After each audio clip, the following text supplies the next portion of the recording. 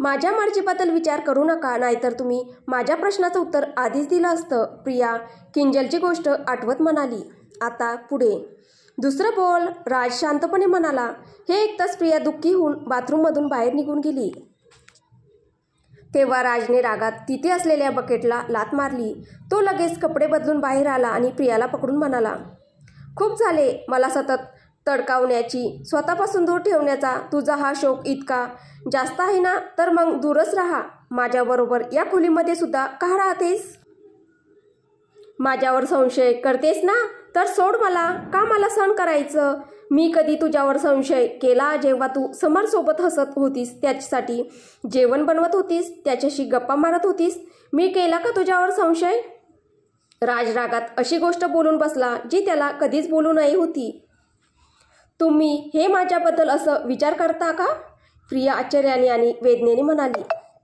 का? तू विचार करशील तर बरोबर आहे, आणि मी विचार केला तर चूक? अरे रे, जाऊ दे. मी खूप वाईट माणूस आहे. जा, मला सोडून निघून जा. मला काही फरक पडत नाही, राज रागात म्हणाला. प्रिया घाबरली आणि अखेरीस रडू लागली. पण रडत असतानाही ती म्हणाली, आजवर तुमच्यापासून दूर जाण्याचा विचारही केला नव्हता, पण आता मला तुमच्यापासून इतक्या दूर जायचंय की ना तुम्हाला माझा चेहरा दिसावा, ना मला तुमचा. खूप छान गोष्ट आहे. धन्यवाद एवढं विचार केल्याबद्दल. तसेही तू माझ्यापासून आधीच दूर आहेस. अजून किती दूर जाणार? असं बोलून राज पलंगावर वळून झोपला. सकाळची वेळ. जेव्हा राज उठला तेव्हा उठताच त्याला कपाट उघडं दिसलं आणि त्यात प्रियाचे सगळे कपडे गायब होते. तो अजून झोपेतून नीट सावरलाही नव्हता, पण त्या उघड्या कपाटाने त्याला डोळे चोळायलाही वेळ दिला नाही. त्याची सगळी झोप क्षणात उडून गेली. त्याचे डोळे मोठे तेव्हा झाले जेव्हा त्याला काल रात्रीची गोष्ट आठवली, जेव्हा त्याने प्रियाला म्हटलं होतं की तिने त्याला सोडून जावं. हे आठवताच राजचं हृदय बेचैन होऊन धडधडू लागलं. त्याने पटकन स्वतःवरून ब्लँकेट दूर केला आणि पलंगावरून खाली उतरला. जेव्हा घड्याळात पाहिलं तेव्हा 11 वाजले होते. आज एवढा उशीर कसा झाला हे त्याला कळेना. खरं तर काल दुपारनंतरपासूनच त्याला थोडा अशक्तपणा जाणवत होता, पण काय करणार? राज कपूर तो माणूस आहे जो स्वतःवरही राज करू शकतो. राज पटकन पायऱ्या उतरून खाली आला. हॉलमध्ये फक्त गीता आणि राजेश्वरीजी बसल्या होत्या. प्रिया कुठे आहे? राजने थेट प्रश्न केला. जिथं तिला जायचं होतं तिथंच गेली आहे, राजेश्वरीजींनी मोबाईल हातात धरून आपल्याच अंदाजात उत्तर दिलं. कुठे गेली ती? मी तेच विचारतोय, राजने पुन्हा विचारलं. आपल्या माहेरी गेली भाऊजी, यावेळी गीताने उत्तर दिलं. तेही न सांगता? गीताचं बोलणं ऐकून राज एकदम रागाने म्हणाला. प्रत्यक्षात तो थक्क झाला होता, पण आपली हैराणी लपवण्यासाठी राग दाखवत होता. सांगून गेली, सगळ्यांना सांगून गेली. म्हणत होती की तिला काही दिवस आईवडिलांच्या घरी राहायचं, आणि तसेही लग्नाला 1 वर्ष होत आलंय, पण ती कधीच राहायला गेली नाही आपल्या घरी, म्हणून आईबाबांनी परवानगी दिली. रुद्र तिला सोडायलाच गेले आहेत, कारण तुम्ही झोपलेले होता, गीताने सांगितलं. मी तिचा नवरा आहे, तिनं सगळ्यात आधी मला सांगायला हवं होतं, राजने राग व्यक्त करत स्वतःकडे बोट दाखवत म्हटलं. त्याच्या चेहऱ्यावरून त्याचा राग स्पष्ट दिसत होता. प्रिया कधी अशा प्रकारे त्याला सोडून जाईल असं त्याने कधी स्वप्नातही विचार केला नव्हता. नवरा? किती पटकन आठवलं ना तुला की तो तिचा नवरा आहेस? यावेळी राजेश्वरीजीही आपल्या जागेवरून उठल्या आणि राजकडे रागाने बघत म्हणाल्या. राजेश्वरीजींचं बोलणं ऐकून सीतम काहीही बोलला नाही. कुठल्या हिशोबाने तू तिचा नवरा आहेस सांग बरं, कावेरीजींनी प्रश्न केला. हिशोब काही असो, इतकंच पुरेसं आहे की मीच तिचा नवरा आहे, राजनेही अकडीत उत्तर दिलं. हो, तुझ्या हिशोबाने तर नवऱ्याचं एकच काम असतं, राग काढणं, अकड दाखवणं, स्वतःच्या मनाप्रमाणे वागणं, स्वतः काही न सांगणं. पण तुझ्यापासून मात्र काही लपलं जायला नको. स्वतः हसलाच नाही तरी बायकोचं तोंड हसत राहिलं पाहिजे. स्वतः कितीही प्रश्न विचारले तरी बायकोने मात्र एकही प्रश्न विचारायचा नाही. स्वतः कितीही प्रश्नांची उत्तरं दिली नाही तरी बायकोनं मात्र प्रत्येक प्रश्नाचं उत्तर द्यायलाच हवं. स्वतः कितीही रागावलास तरी बायकोनं मात्र कधीही आवाज चढवायचा नाही. स्वतः दगडासारखा राहिलास तरी बायको मात्र तुझ्या हातात फुलासारखी हवी, जेव्हा मनात येईल तेव्हा. का? लग्न फक्त तिनंच केलंय का तुझ्याशी? तू नाही केलंय तिच्याशी? राजेश्वरीजींनी हे सगळं प्रचंड रागाने म्हटलं तेव्हा राजने आपली नजर वळवली. राजेश्वरीजींचा आवाज ऐकून राधाजी, सिया आणि आदित्य तिथं आले. हेच करू शकतोस ना तू मिस्टर राज कपूर? चूक मान्य करण्याची ताकद असायला हवी आणि जेव्हा ती ताकद नसते तेव्हा माणूस नजरा चुकवतो. तू तर असा नवरा आहेस की जो आपल्या हिशोबानेच प्रेम दाखवेल, आपल्या हिशोबानेच बोलेल आणि आपल्या हिशोबानेच बायकोला दर्जा देईल. का रे, तुझी बायको म्हणजे तुझ्या हातचं खेळणं आहे का की तिला आपल्या मनाप्रमाणे चालवशील?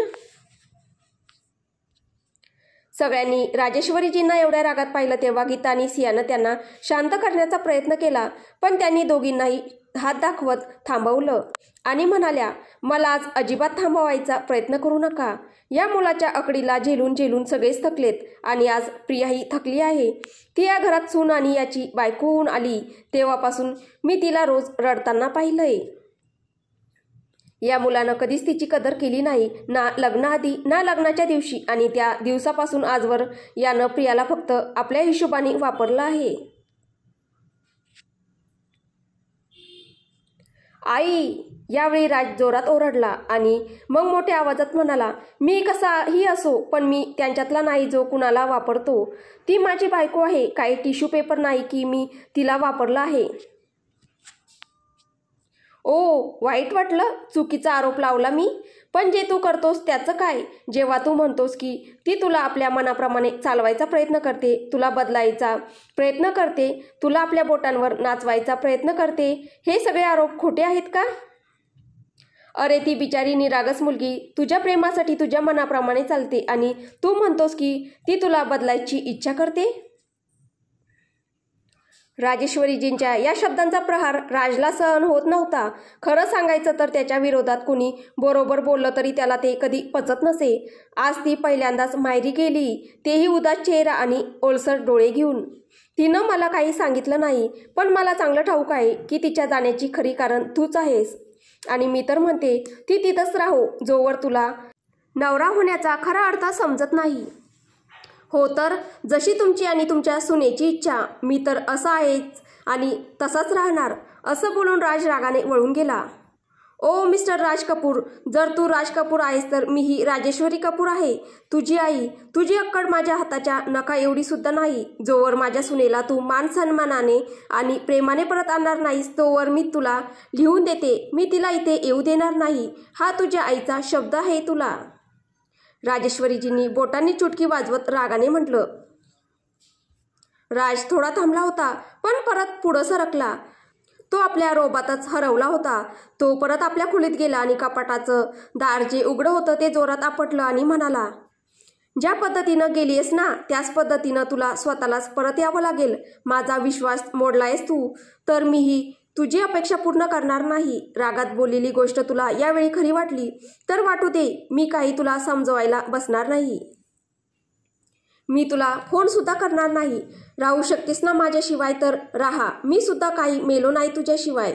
राज कपूर आपल्या मनाप्रमाणेच जगत आला आहे आणि आपल्या मनाप्रमाणेच जगेन, असं स्वतःशीच बोलत राज बाथरूममध्ये शिरला.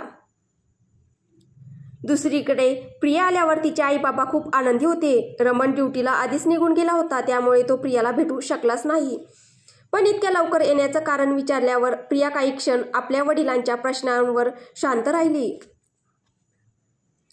काही दिवसांपासून प्रिया म्हणत होती की तिला आपल्या माहेरी आई वडिलांकडे आणि भावाकडे काही दिवस राहायला जायचं आहे. आज मी या रस्त्यावर काही कामासाठी येत होतो म्हणून तिला घेऊन आलो, असं रुद्र म्हणाला.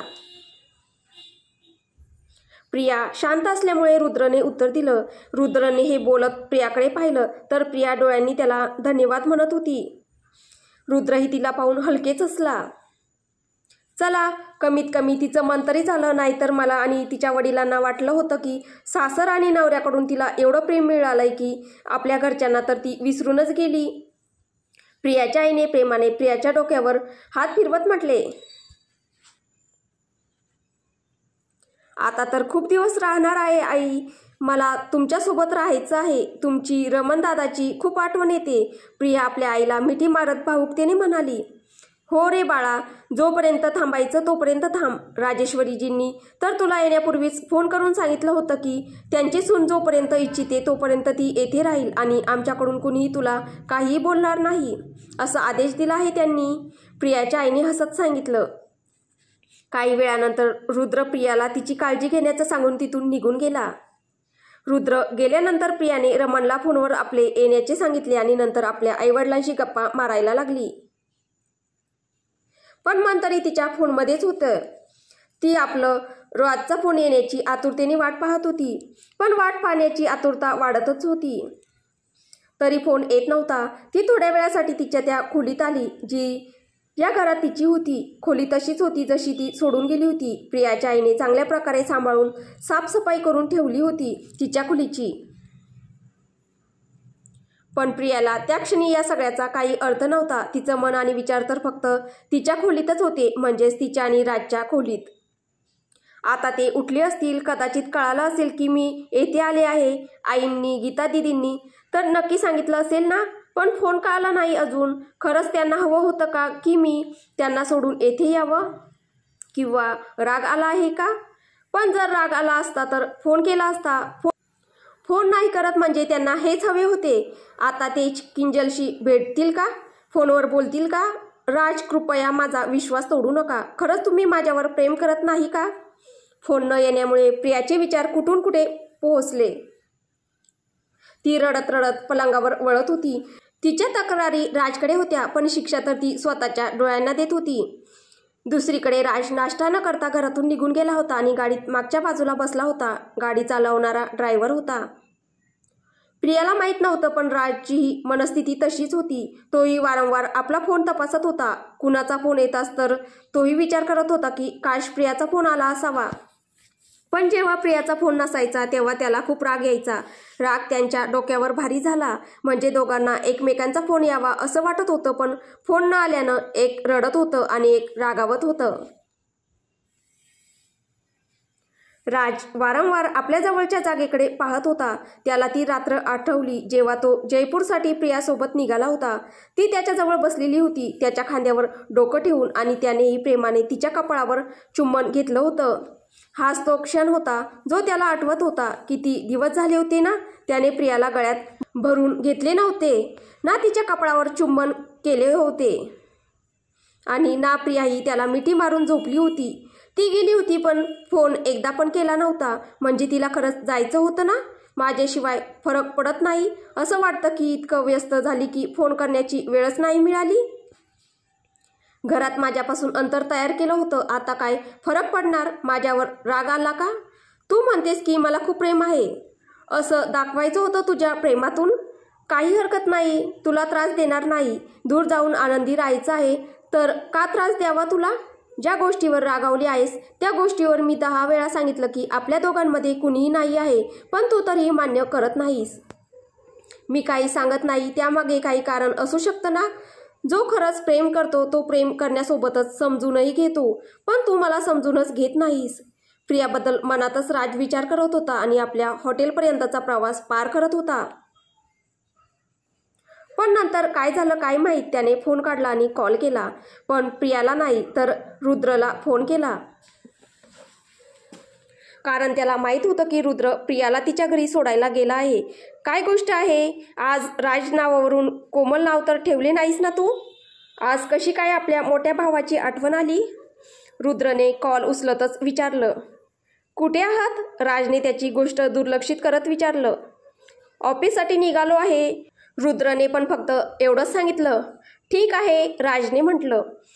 खरं तर त्याने विचार केला होता की कदाचित रुद्र अजून प्रियाच्या घरी असेल आणि रुद्रच्या माध्यमातून प्रियाशी बोलता येईल, म्हणजे बोलणंही होईल आणि अकडही टिकून राहील. काय झालं आहे? प्रियाशी बोलायचं होतं का? रुद्रने विचारलं. नाही, मी असं कधी म्हटलं का? मला तर असंच वाटतंय. जो आपल्या मोठ्या भावासोबत ऑफिसला नाही निघत आज समोरून फोन करत आहे, मग मी काय विचार करावा? तुझीच विचारधारा आहे. जो विचार करायचा आहे तो कर.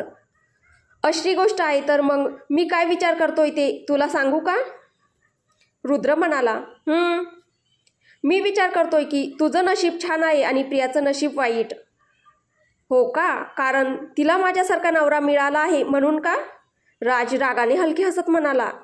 नाही, म्हणून नाही. कारण प्रिया तुला प्रेम करते आणि प्रेम व्यक्त करते म्हणून तुझं नशीब छान आहे. पण तिचं नशीब वाईट आहे कारण तिचा नवरा तिच्यावर खूप प्रेम करतो पण जतवत नाहीस. आणि गोष्ट ही नाही की तुला जतवता येत नाही, खरी गोष्ट ही आहे की तुझा अहंकार तिच्यासमोर येतो. मला विचार की तू प्रियावर किती प्रेम करतोस. मला माहीत आहे, पण तुझ्या त्या आकडीतून तू त्या निष्पाप मुलीचं खूप मन दुखावतोय. असं होऊ नये राज की तुझा राज सहता सहता ती तुझ्यासारखीच बनून जाईल आणि तीही तुला प्रेम जतवणं सोडून देईल. जो खरं प्रेम करतो तो अशा रीतीनं सोडून जात नाही, राज रागानं म्हणाला. पण त्यातली तडप रुद्रला नीट जाणवली. मला ठाऊक नाही तुम्हा दोघांमध्ये काय झालंय, पण मला इतकं कळतंय की जर प्रिया तुला सोडून गेली असेल तर त्यामागची खरी कारण तूच असशील. तू माझं ऐक. रुद्र अजून काही बोलणार तितक्यात राजनं फोन कट केला. फोन कट केल्यानंतर राज खाली उतरला आणि आपल्या हॉटेलमध्ये गेला. पण रुद्रची वाक्ये अजूनही त्याच्या मनाला टोचत होती. तर इकडे माझ्या मते आपण सगळ्यांनी एकदा बसून राजशी बोलायला हवं आणि त्याला समजवायला हवं की तो स्वतः जाऊन प्रियाला घेऊन यावं. आदित्यनं सिया, गीता आणि राजेश्वरीजींना सांगितलं. तर राधाजी मात्र निवांतपणे आपल्या खोलीत झोपल्या होत्या. प्रिया गेल्याचं त्यांना काही दुःख नव्हतं. नाही, कोणीही त्याला काही समजवायचं नाही. जेव्हा तो पूर्णपणे एकटा राहील तेव्हा त्याला प्रियाची अवस्था समजेल. मी सांगते, कोणी त्याच्याशी काही बोलायचं नाही, राजेश्वरीजी म्हणाल्या. पण मोठी आई, अशा प्रकारे काही मार्ग नाही मिळणार. आपण दोघांना दूर पाहून स्वतःच आनंदी नाही आहोत.